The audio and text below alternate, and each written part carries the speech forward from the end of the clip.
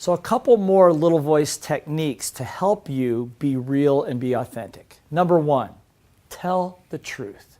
Don't stretch the information to be liked. You know, everybody likes a good fish story, but at the end of the day, just tell the truth. If the fish was this long, it was this long. It wasn't this long, okay? Now, I know it seems funny, but at some level, if you continue to do that, you begin to build a habit of stretching the truth. So people have a distorted view of who you really are rather than who you are. Look, I only caught a fish that was this big. I suck at fishing, okay? I'm okay with that. I don't need to prove to the big boys how big of a fish I caught. I don't have that going on for me. We're going to talk about getting to the truth of who you are and what you're good at.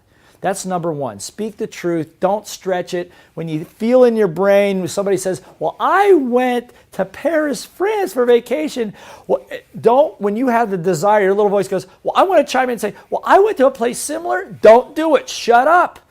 Do you ever hate that? You go talk to somebody, well, I went on this great vacation to Hawaii. And they go, oh, I went there too. And they spent there talking about their vacation when you were trying to tell them about your vacation. Don't do that. Don't be that person. Listen. Speak the truth. Wow, I'd really like to go to Hawaii someday and do that too. Haven't been there yet. Be okay with that. Don't try to be liked just in order to get into the conversation. So that's number one. Number two, hang around with people that accept you for who you are. I can't emphasize this enough. Sometimes the easiest way to change your life is sometimes to change your friends. You've heard this before. If people are expecting more out of you than who you feel comfortable being, don't hang around with those people.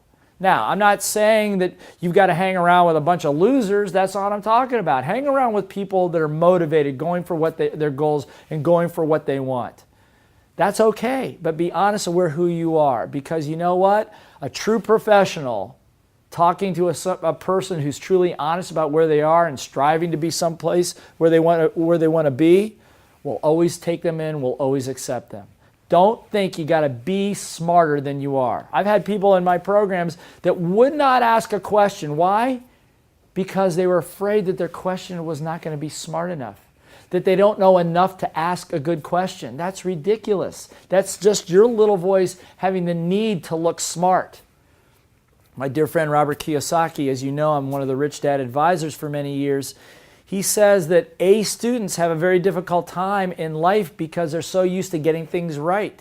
C students actually do better as entrepreneurs because they're used to making mistakes. They don't care so much about what other people think about them because they've got battle scars to prove that they can make it through the battle. So hang around with people that accept you for who you are.